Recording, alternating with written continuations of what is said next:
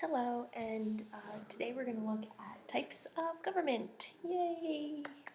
And what we're going to really look at today is the main elements that make up our beautiful chart here, which explain kind of the different governments that there are in the world. And governments are not always a picture-perfect textbook example. Many governments are actually made up of more than one of these types of government, and they also change, so nothing stays the same every time we're studying it, and different countries go through different forms of government at different times in their existence. So what we really need to think about first, and the way that this is set up, is that we see the organizations and the governments with the most power in the government's hands, where the people would have very little, and that it's ruled by one person, all the way down to a government that has no power. So that's kind of where we're going here, and the way that this is kind of formulated out is that we start with the governments that have the most power are absolute monarchs, dictatorships, potent states. These are dictatorships, followed by an oligarchy, which means that it's ruled by a few of the elite powerful people in that country. A democracy is a government that is run by the people and created for the people. Republic, which is a government created by law. Yes, of course, the law does come from the people, but they get that law from the people, or the laws ultimately make answer. And then last, which is anarchy. And anarchy, there'd be no government structure. So what we can kind of look at now is what works, what doesn't work, and where we see this today, as well as where we've seen this in the past. So if we look here at absolute monarchies, we can really think about like rulers that didn't have to answer to a lot of other people. And I always like to think if they could have you killed, then they're an absolute monarch. So we can think about men like Henry VIII, who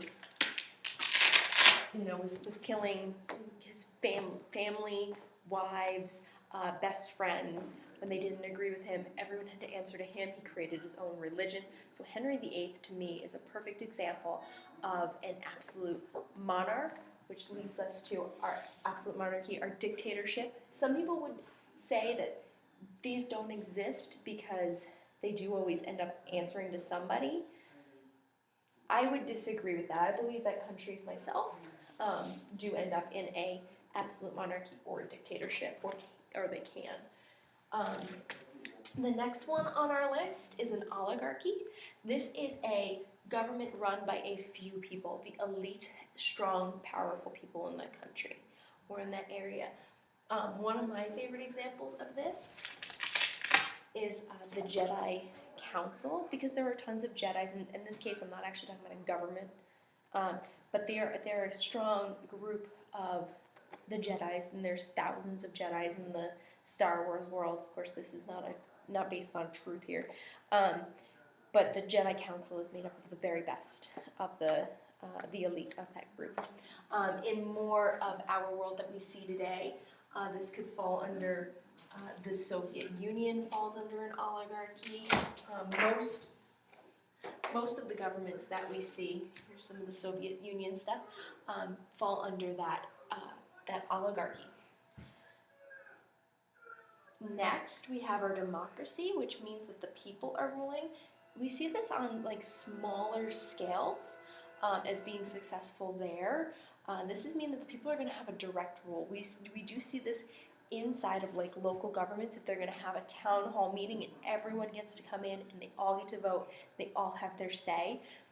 These do tend to be small. We do have some governments like Denmark and Finland that do pretty well. They have pretty strong democracies. And a lot of people think that the United States is a democracy, but we're not. We are a republic, which is a government run by law. Because ultimately, the most important thing in the United States government is our Constitution. Here we see the members of our founding fathers signing the Constitution, which is a living, breathing document. So ultimately, what answers our world is the Constitution of the United States. And then last but not least, we see anarchy, which is when a government has no power. Anarchies tend to be short-lived, meaning that a country can go through an anarchic state, but usually that's not the formation of that country. It's usually not very successful.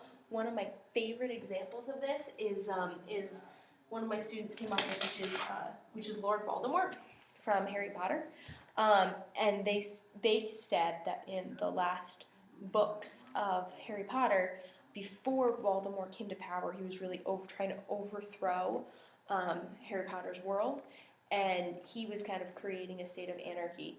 But what ultimately happens many times in something like an anarchist state, and Voldemort would be a good example, they would have been getting rid of the government that was there, ultimately not for the betterment of everybody, but unfortunately to become a dictator.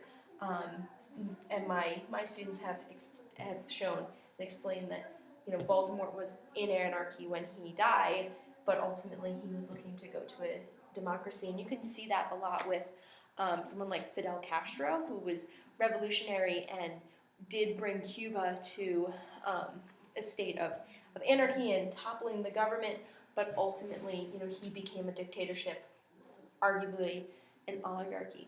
So those are just some quick rundowns on how our world is run, and worlds of fictional characters. So I hope that helps. I will include a link to another video of a gentleman who actually gave me this concept, and I will share that with you. So thank you, and if you have any questions, please comment below. Thank you.